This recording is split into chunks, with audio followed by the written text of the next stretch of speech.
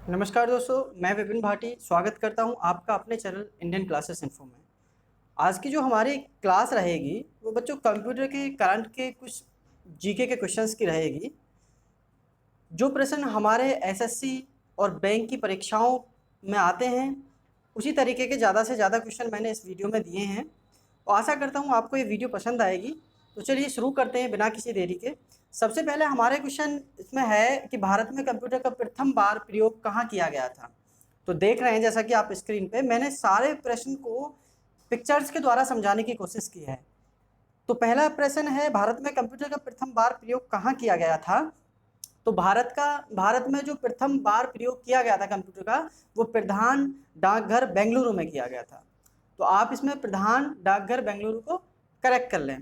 Second हमारा जो question है वो कंप्यूटर साक्षरता का अर्थ है, यानी कंप्यूटर के साक्षरता का अर्थ यहाँ बताना है। तो देखो कंप्यूटर में अलग अलग तरीके के साक्षरता अभियान निकाले गए हैं जो हमारी भारत सरकार के द्वारा निकाले गए हैं।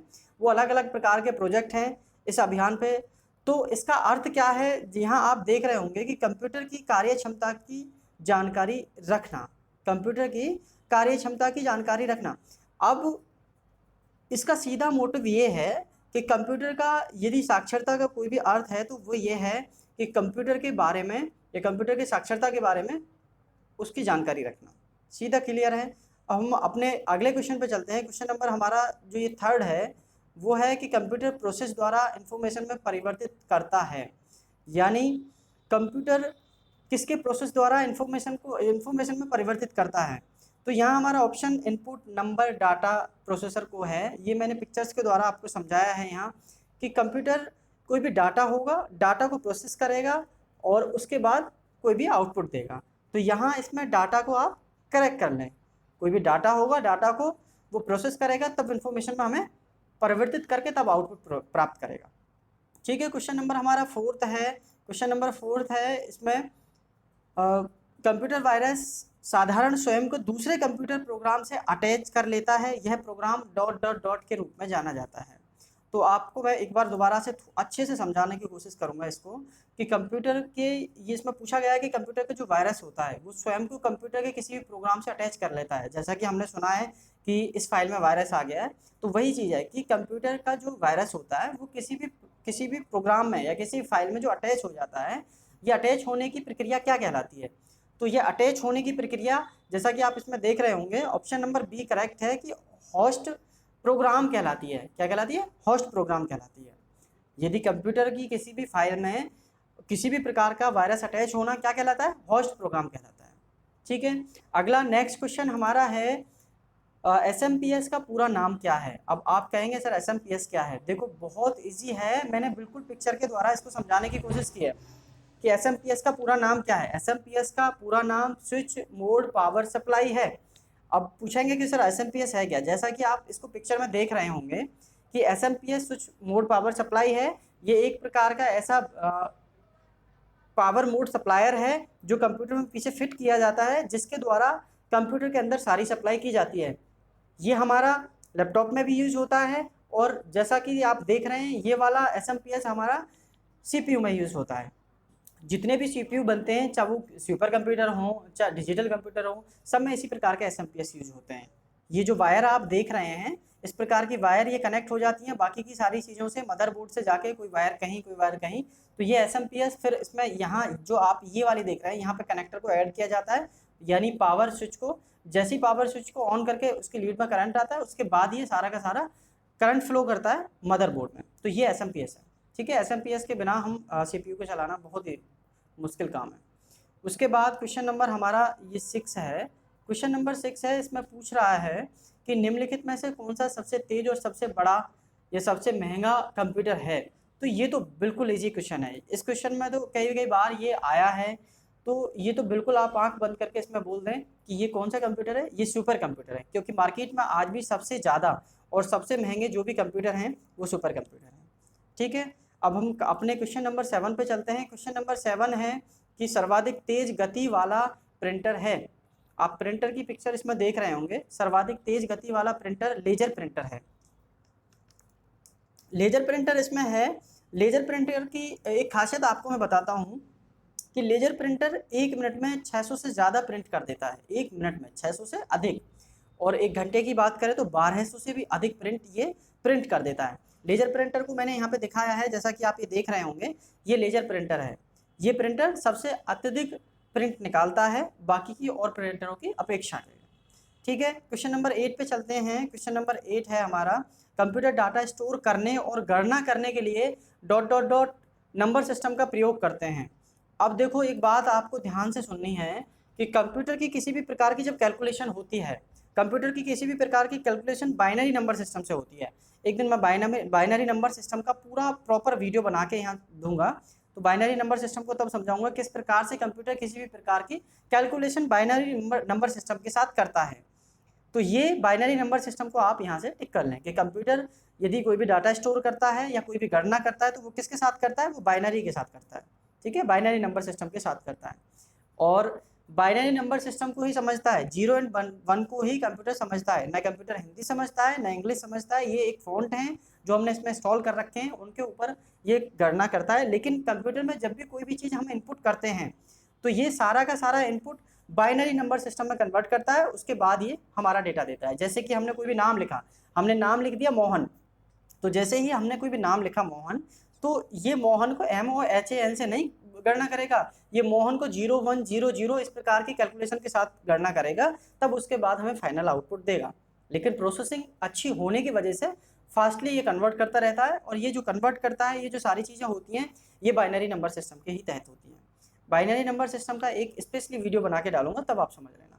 तो इसको बाइनरी नंबर सिस्टम कर लेना। और अब हम चलते हैं, हमारा क्वेश्चन नंबर 9 है। क्वेश्चन नंबर 9 है बेटा, विंडोज 7 में फोल्डर के अंदर फोल्डर को क्या कहा जाता है। तो देखो, ये आप देख रहे होंगे, जैसा कि यहाँ पे हमें स्क्रीन पे दिखाई दे रहा है, ये हमारा फोल्डर है। ठीक है, ये हमारा क्या है, ये एक फोल्डर है, ये वाला जो आप देख रहे हैं ये फोल्डर है। और फोल्डर के अंदर एक फोल्डर को और लगाना क्या कहलाता है, फोल्डर के अंदर एक फोल्डर को लगाना सब फोल्डर कहलाता है। सब फोल्डर मतलब उसके अंदर का फोल्डर। ठीक है, तो आप सब फोल्डर को इस पर टिक कर लें। उसके बाद क्वेश्चन नंबर 10 है, विंडो 7 रिसेंटली ओपन आइटम्स को किस लिस्ट द्वारा शो करता है। तो देखो, जहाँ जहाँ भी विंडो 7 है, अब तो क्या लेटेस्ट विंडो चल रही है, विंडो 10 भी है, विंडो 11 भी है, और भी विंडो चल रही है। तो मैं बात कर रहा हूँ यहाँ 7 की। 7 में ये क्वेश्चन हमारा है कि विंडो 7 में यदि रिसेंटली किसी फाइल को या रिसेंटली किसी आइटम को हमने ओपन किया है, वो हमने क्लोज कर दिया है, तो वो कहाँ मिलेंगे हमें। यानी हमें चेक करना है कि हमने भाई हमारे सिस्टम में किसने कौन कौन सी चीज़ें छेड़ी हैं, वो देखना है। तो हमें क्या ओपन करना पड़ेगा, हमें जंप लिस्ट को ओपन करना पड़ेगा। हमारे सिस्टम में जंप लिस्ट सर्चिंग लिस्ट में आती है, वहाँ जंप लिस्ट को जैसे ही ओपन करेंगे तो जंप लिस्ट में हमारी सारी चीज़ें खुल जाएंगी कि हमने क्या क्या चीज़ें अपने सिस्टम में छेड़ी हैं। तो वो सारी चीज़ें ये विंडो 7 में ही फीचर्स है, विंडो 7 में जंप लिस्ट खुलती है।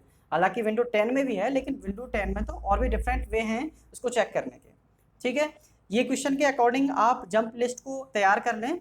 और अब हम चलते हैं क्वेश्चन नंबर 11 पर। अब इसमें हमारा प्रश्न है कि वर्तमान पीढ़ी के कंप्यूटर में प्रयोग होते हैं। तो वर्तमान पीढ़ी के कंप्यूटर में जो प्रयोग होते हैं ULSI के प्रोसेसर यूज होते हैं ज़्यादातर। ULSI का मतलब मैं बताता हूँ। ULSI का जो हमारा यहाँ मतलब है वो है ultra large scale integrated circuit. क्या है, ultra large scale integrated circuit. तो ये ultra large scale integrated circuit जो होते हैं, ये एक प्रकार के प्रोसेसर है। जैसा कि आप देख रहे हैं, बिना प्रोसेसर के हम सिस्टम को चला नहीं सकते हैं।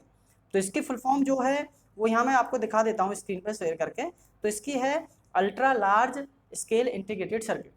ठीक है, तो ये प्रोसेसर है एक प्रकार के, और इस प्रोसेसर जो अभी प्रेजेंट की पीढ़ी में यानी प्रेजेंट की जो जनरेशन में प्रोसेसर चल रहे हैं वो कौन से चल रहे हैं, ULSIC के चल रहे हैं। ठीक है, जैसा कि आप इसमें इस पिक्चर के माध्यम से देख रहे होंगे, इस प्रकार के प्रोसेसर लगते हैं हमारे सिस्टम में जो ULSIC के होते हैं। ठीक है, अब हम क्वेश्चन नंबर अपने 12 पे चलते हैं। क्वेश्चन नंबर हमारा 12 है कि सेकेंडरी स्टोरेज से डाटा के लिए रिक्वेस्ट मिलने के बाद वास्तविक डाटा ट्रांसफ़र करने के लिए लगने वाले समय को क्या कहते हैं।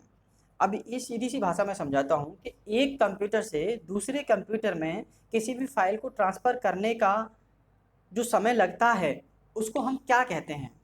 तो सीधी सी बात है, डिस्क ट्रांसफ़र टाइम कहते हैं। यानी एक डिस्क से दूसरी डिस्क में जो ट्रांसफ़र हो रहा है आइटम, उसमें बीच में जो लगा गया हमारा समय है तो उसको क्या कहते हैं, डिस्क ट्रांसफर टाइम कहते हैं।